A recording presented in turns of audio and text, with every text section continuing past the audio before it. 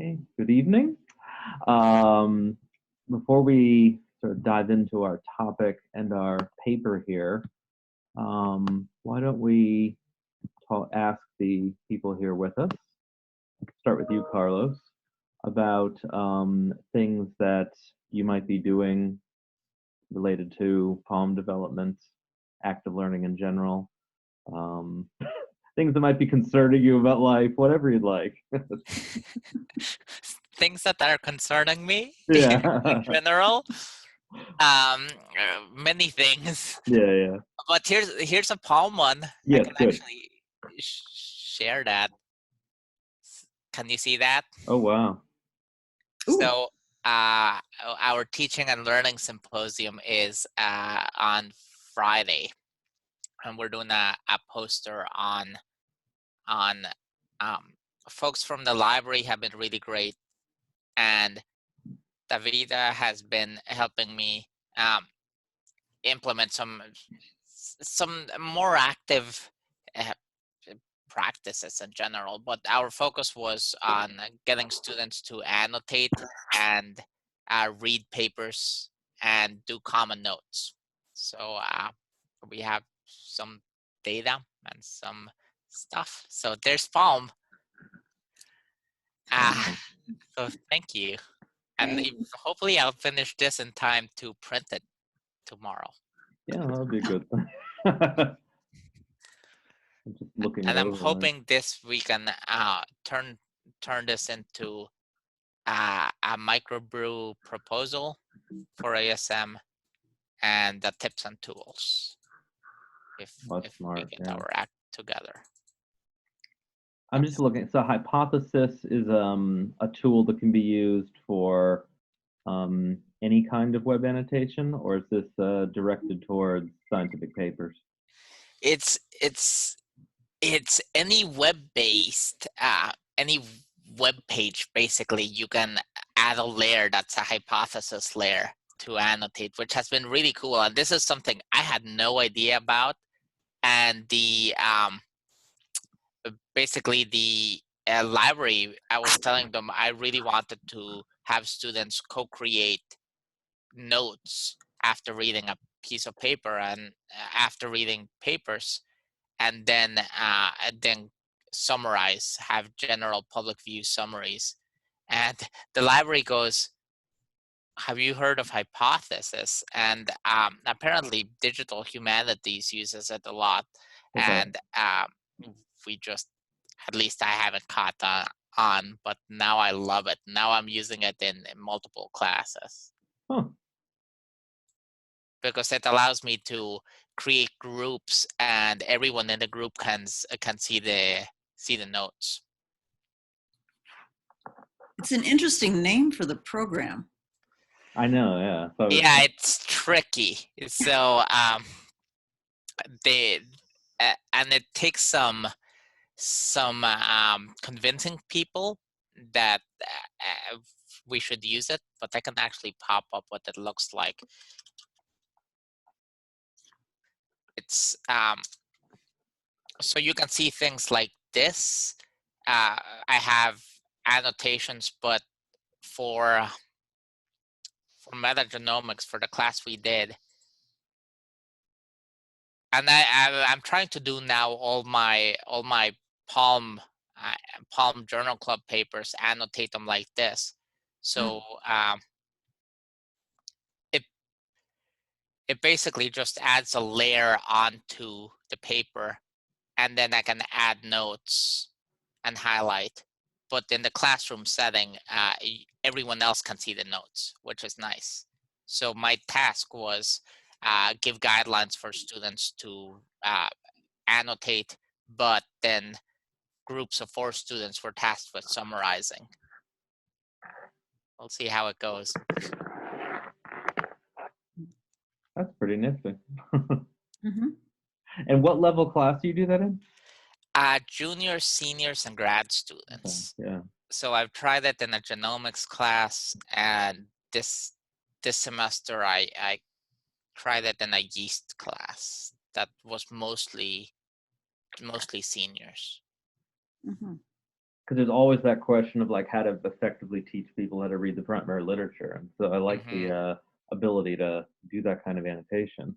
And what that was, I think I did a better job in the yeast class than last semester. But I added in the guidelines, I want 10 annotations before we meet. But those 10 annotations can be you asking a question, or you saying, I don't know why the author did this, or I don't know what this means. And it's neat because after adding that, more people have been responding to each other's questions. And for me, that's a win. Oh, yeah. Mm-hmm. Yeah, you can share some of the heavy lifting. Students answer some of each other's questions. And on the grading side, I was using figure facts for a long time, and I love figure facts and like a template how to break down figures and analyze them. But I was getting tired of reading 16 figure facts for the same key two figures of the paper. So this way, and I still hopefully get them engaged, but in terms of the grading, I just grade annotations, and then one group every week is tasked with summarizing, and their summary, that's the one that I grade. Very cool. Thank you for sharing that. That's awesome. Yeah, it's been fun. Yeah. Library folks have been fantastic, and David has been fun. Cool. Yeah, she's kind of an interesting person. Oh, yeah. David, can we hear from you?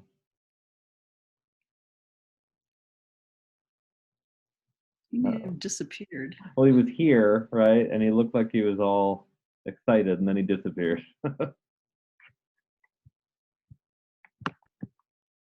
Well, while we are waiting, we can go ahead and talk about the paper we have in front of us, which wasn't actually going to be a paper. We were just going to have a more broad discussion about alignment of assessment. And this was something that Greg Crowther had suggested to us last month as a potentially interesting topic. When we had our large meeting at ASCB, one of the things that people had said was, well, maybe we can alternate having paper discussions with discussions about broad, just simple issues. And so we're trying that for the first time. But as fate had it, Greg had contacted me last week, and he generously offered to let us look at this draft manuscript. And this is something that as that term suggests, they're in the process of looking to get published, but he was also open to the idea of maybe getting the feedback of people in this group, or maybe helping out some people in this group with this TQT, test question template model for helping align assessments. Oh, and there's the man himself. Awesome. Greg, can you hear us? Yes, hello. I was literally just singing your praises if you'd like to.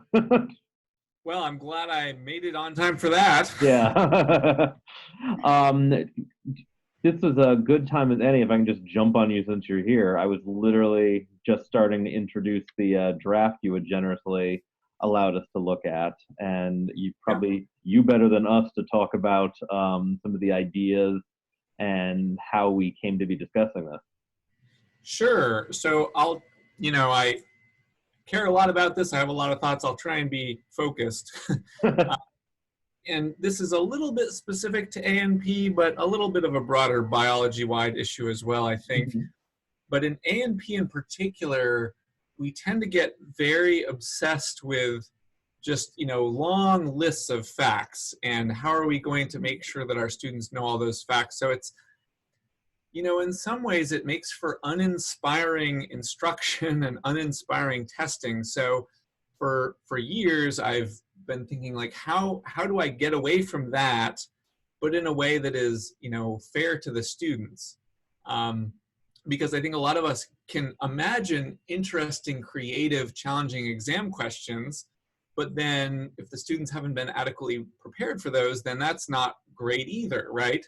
Mm-hmm. We're just kind of assessing a different sort of thing that we haven't necessarily prepared them for. So I've been slowly trying to move toward, like, how do I ask hard, interesting questions while simultaneously training the students to do those. And so this is my best attempt to date, to say, okay, we have a template and we can spin off a ton of different variations of questions. And so I can give you some for practice. You can generate your own for more practice, and then the exam will have, you know, yet another variation. So that's the gist of it. So the intent, if I understood it correctly, would be the students can then generate their own questions from this, and sort of in the process of doing that, almost like a metacognition, like what they know and what they don't know. It could be metacognitive. Ideally it would. But yeah, so we start with, you know, I give them an example, and so they can try it and then check their answer against mine. But then for additional practice, and you know, a lot of them do need a lot of practice, not just one example, then they can hopefully create additional variations. And of course, I'm not, you know, I don't have a key for their variations, but they can talk to each other about, you know, if he were to ask this, do we think this would be a good answer? Why or why not? Yeah. Okay. Greg, do you, either now or are you planning to give these templates to students when you begin a new unit, or do you wait until you're partway through to give it? How does that work? Yeah, I try and do it at the beginning. So currently, each chapter is basically a PowerPoint slide set, and the last slide or two is these, well, I've been calling them general problems on the slides, but what I'm now calling to be test question templates. So that's the last slide or two, more practice. Here are some templates and some examples. And what I'd like to do a better job of is at the start of a new chapter or unit saying, what we're building toward is scroll, scroll, scroll to answer these kinds of questions. And so all of these other slides are partly to get you to where you can answer this seemingly hard question here at the end. I don't yet do that, but maybe someday. And what level students is this geared for? I mean, I suppose you could adjust it, but. Right, and so hopefully the paper will be clear on that. You know, my questions aren't great for, say, med students necessarily, but I'm teaching essentially sophomores who are mostly trying to get into nursing programs.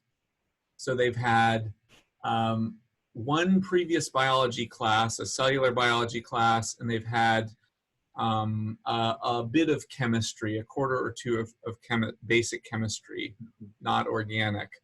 So, you know, they have some science background, they're on something of a science track, but they're not what you would call biology majors. Okay. Makes sense. And we're discussing this sort of with the broader question in mind of how one ensures that they're aligning their assessment. I mean, that was sort of the original question that we posed. Right. And so what we're seeing here, I suppose by definition, you get that alignment because you're sort of beginning with, okay, here's what we're trying to test. You can sort of steer things the way you want to go. Is that a fair way of putting that? Yeah. Yep.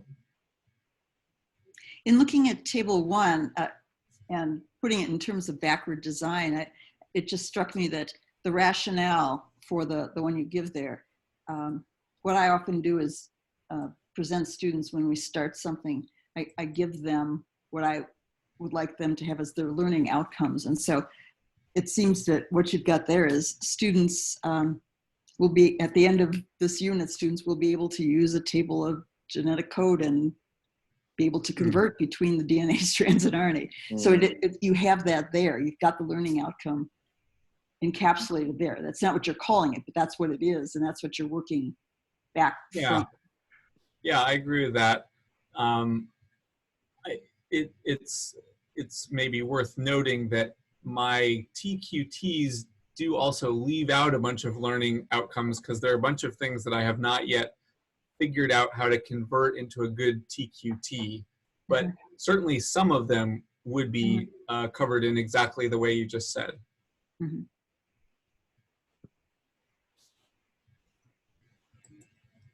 Have you worked, just looking through this as we talk, you mentioned this as being an anatomy and physiology based class you had done this in, but I don't see any particular reason why this couldn't be used in other disciplines. Right. So I'm most acutely aware of this issue, this kind of obsession with details in A&P. Yeah. But I assume that at least, you know, and Carlos is nodding, like some other biology classes also sometimes run into this, just it becoming a giant checklist. And so for any classes where that is a concern, or where maybe the instructors are all very enlightened and are very into higher levels of blooms, but they just haven't quite figured out how to align the cool learning activities with the tests yet, this might be a helpful framework for them. Mm-hmm. So yeah, I have, I'm very proud of this in some ways in that I can see the applicability everywhere. I don't know if anyone will actually pick it up, but I think they could. Yeah, for sure. I think introductory courses across the board in biology are notorious for having a lot of vocabulary and, identify this, that, and the other thing. Right. We did a survey here some years ago looking at central dogma concepts through all 4 years of undergrad. And it was really discouraging that our senior level cell biology course, that was still the focus. Name the particular DNA polymerase that does X, Y, and Z. Mm. It's like, oh, Yeah. really disturbing. Yep. And so, Sue, you had mentioned backwards design, and that's sort of the, I guess, larger scale issue that we're sort of trying to get at here today in terms of alignment of assessments for what you hope to find out with what you actually find out. That if you were thinking about those objectives from the beginning, one would hope that you are attaining that alignment. And so the templates here could be a way of sort of not forcing, but getting you to think about that alignment in a more, I don't know, digestible way, in a way that is easier to think about. Because sometimes it can be an abstract concept, and if this forces you to do it, then why not? Good thing. I think it's real easy to fall into the trap of dreaming up or seeing someone else's really cool active learning tidbit or exercise, like, oh, I really want to do that in class, without thinking about whether it's aligned with something that you want students to know and that you're planning to test them on. And so I think having any kind of framework that reminds you always have to start with what you want them to be able to do, and then how are you going to test that, and then make the active learning piece the last thing that you do rather than the first. Mm-hmm. Can I ask a question that gets away from all the, oh, Greg, you have this wonderful system so much, but with the larger issue of alignment, I am vaguely, broadly aware that in a lot of subfields of biology, a lot of effort has gone into the creation of these concept inventories. And I think that's, that's important, good work. What I don't know yet, because I haven't read the papers carefully enough, is whether those lead naturally to good kind of rich assessments, or if that's still a challenge that these folks are grappling with. So any thoughts from any of you on whether these concept inventories have helped lead to, better kind of higher level Bloom's assessments? Well, the inventories themselves are questions. Okay. At least the ones I'm familiar with, which are the evolution and some of the general biology ones.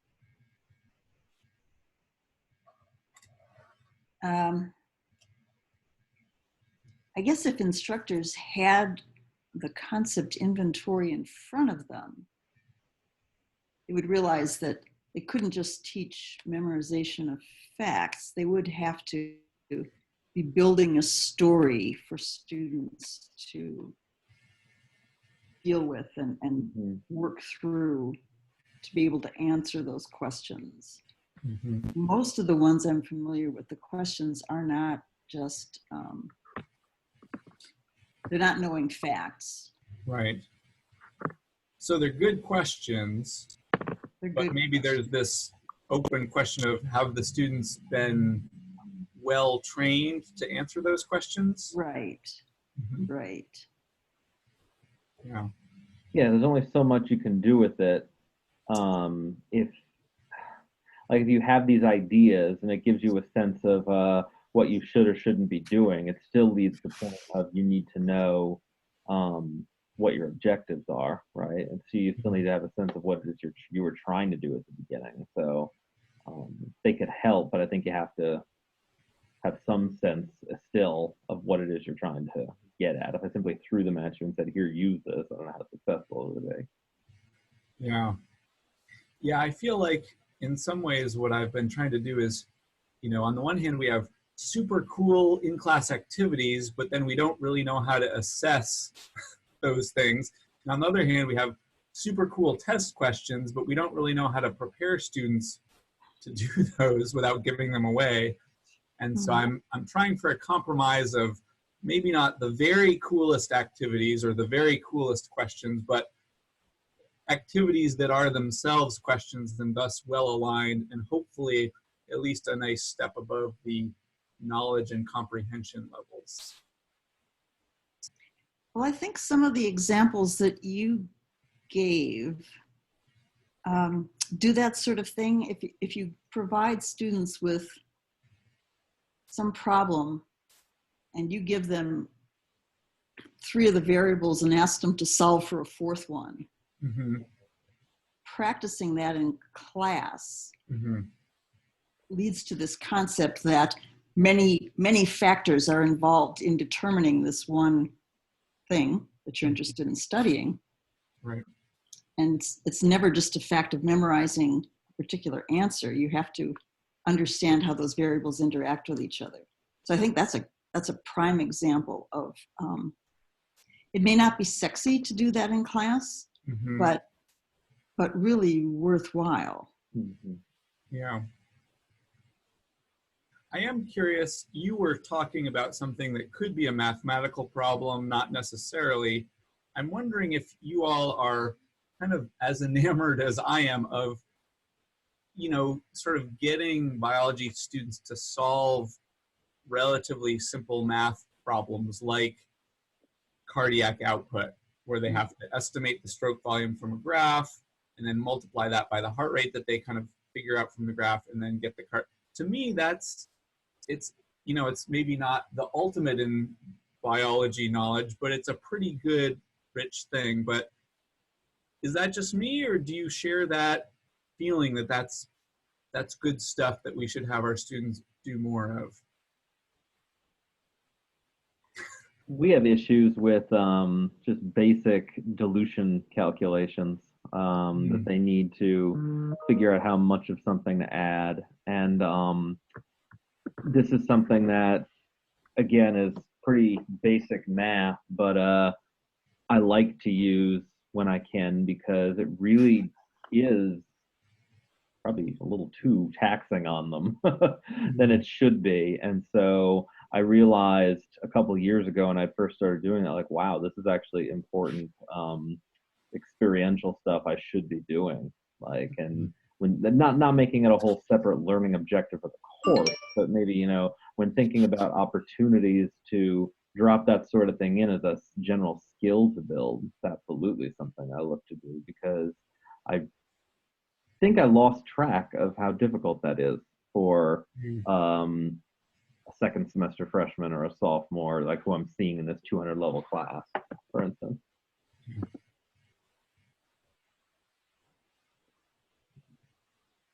I think physiology certainly lends itself much more to mathematics than some other areas of biology. Right. When I was teaching evolution, it wasn't so much that we calculated things, but I found it important to do computer simulations so they could see how small changes could have a profound effect if you looked over long periods of time, whether it's changes in migration rates or selection pressure or population size so that you get drift. So it wasn't so much calculating, but it did, I guess, in a sidewise way, bring in mathematics. When I was a senior, I took a grad level course in calculating that sort of stuff, and it was nerve-wracking. But I think even at freshman and sophomore levels, I sense that mathematics does intersect with biology is not a bad thing. We struggle with math and dilutions, and we're kind of in DNA world in our bread and butter, our molecular biology courses, and it's funny because I look at colleagues in genetics, and they seem to have so many awesome multiple choice or calculation based genetics questions, and they have systems where with the, in our case Moodle, with the learning management system, is able to have tables of literally hundreds of potential questions that they change the parameters so that Moodle will automatically grade these questions, but they're within a margin, so it basically generates infinite number of different questions, and but they're all looking at linkage and looking at like proportions and stuff. With us, as soon as we get into dilutions, there are mass conversions and things that make it challenging to make clean multiple choices, or put it in a learning management system. And B, we really want them to look at gels and analyze or troubleshoot, and so the math is embedded in there, but we can't ask, or we're not asking clear math questions, I think. But Yeah, that Moodle thing sounds cool. It sounds like an embodiment of the sort of thing that I'm trying to do with this paper, that you really should be able to just, take out some numbers and put in new numbers, and it's a different enough problem that they should still be able to solve. yeah, so I think they published I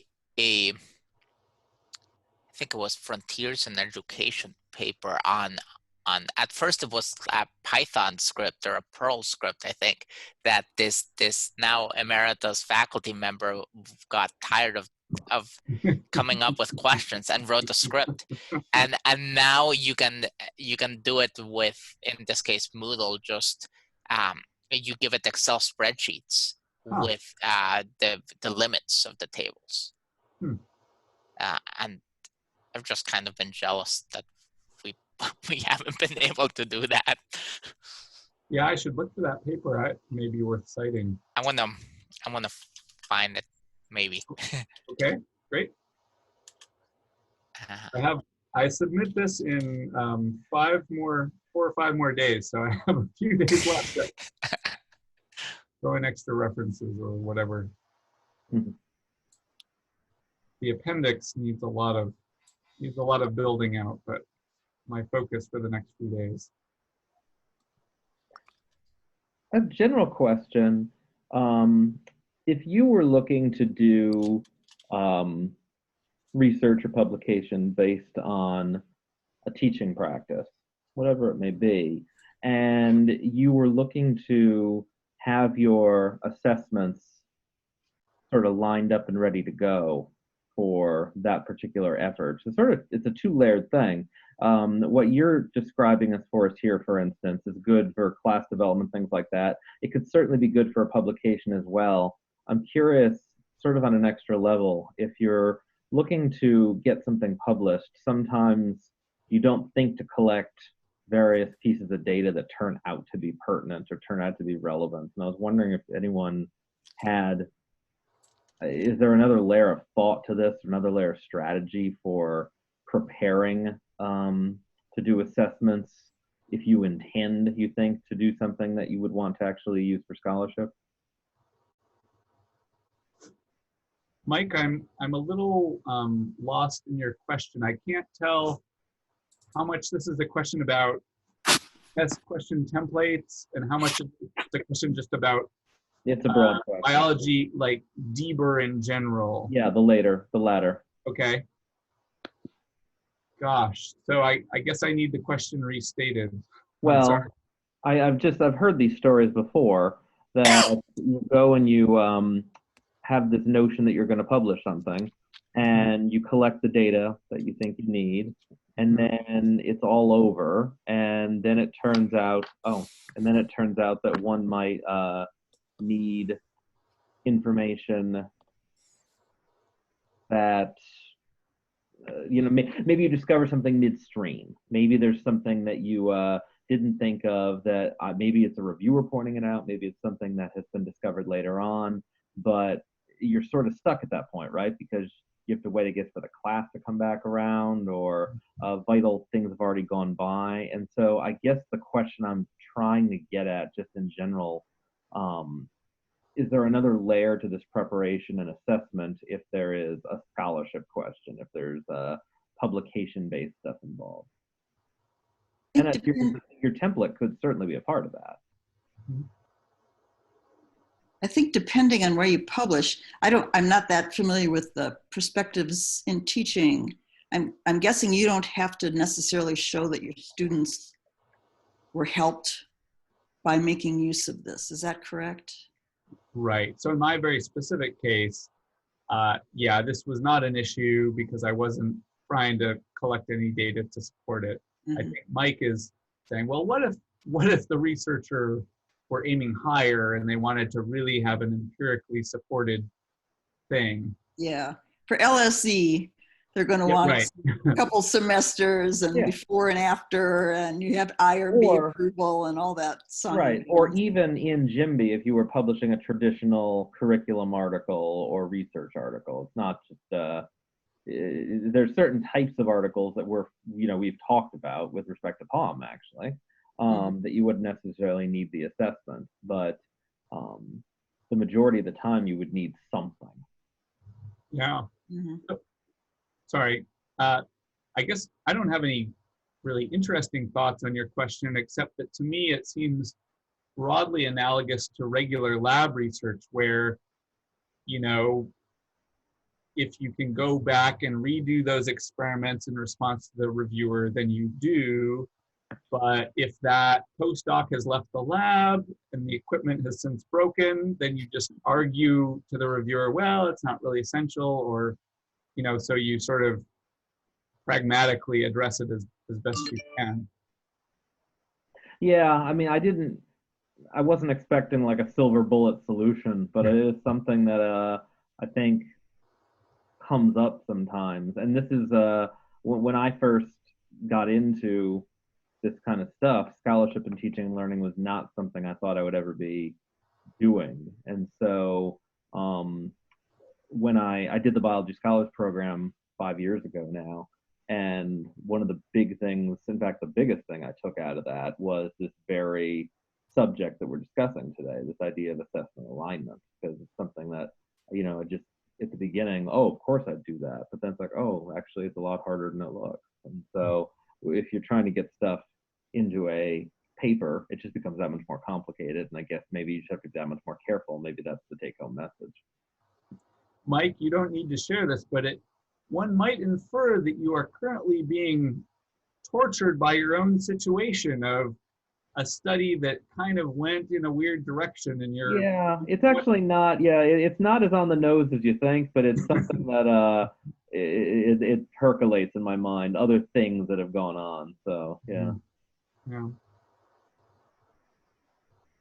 Okay, other Well, Question? yeah, I had a comment, and I thought it was interesting, Greg, that you raised the idea of that that continual angst of students and the back and forth of what's on the test and how do I study for the test, and those can be very irritating questions that students have.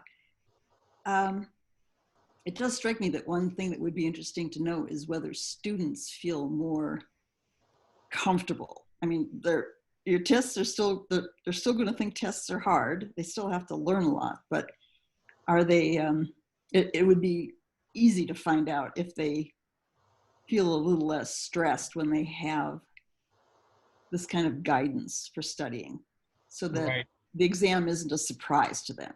It might Right. not be easy, but it's not a surprise. Right. And so while my own thing can't comment on that because I haven't collected the data, you might have noticed me citing this public exam system blog post by Ben Wiggins, who's my co-author. And so that, I can't recommend that highly enough. I think if you all have time, you should read his post because it is like taking my attempt to be transparent to the next level. And he has collected student feedback data. And so before, he's a great teacher. So before, his students would all say, fantastic class, love what you're doing, but the tests were annoying. And now he says the exam related comments are split about 50-50, positive and negative. So he's gotten a lot fewer complaints since he's switched to this public exam system, which is designed to take the surprise out of it. So I would say that's pretty good evidence, or at least that's some evidence related to what we're talking about. That and I have a colleague who went through University of Wisconsin as an undergrad, and they have this very highly regarded program for their biology majors. And she tells the story of feeling blindsided by the first exam she took. Said they had nothing to do with what went on in class. Whereas here, you're giving students, or you're proposing to give students sample of what kind of thing to expect, not the actual question, but the type of question. What kind of problem solving are you expecting them to be able to do? And that's huge, I think. Yeah, I could. This was very timely because I just gave back a whole bunch of in-class exams, and usually the first one is really tough for undergrads and grad students in this molecular biology class. And we make a group take-home that's in groups, challenging questions, open-ended questions, but the in-class is multiple choice, and we keep on harping on you can study by looking at the learning outcomes and test yourself and cover the worksheet and see if you can, but see if you can work these out, or look at the learning outcome and then think about stuff. See if you can explain it. And I had someone ask this morning saying, well, I see that's the learning outcome, but it's vague enough that I don't really see how this question aligns. How would I studied for that by just looking at the learning outcome? And I had to stop because I was proud of our learning outcomes, and I'm like, that's absolutely true. Like, there's so much. It's maybe it's not written specific enough, and in your case, you give them really concrete examples of how they do that. Yeah, that's it in a nutshell. How do we take those confused students and say, well, here's a more specific way of preparing, with this learning outcome in hand, what exactly should you do with it? That's what I'm working on.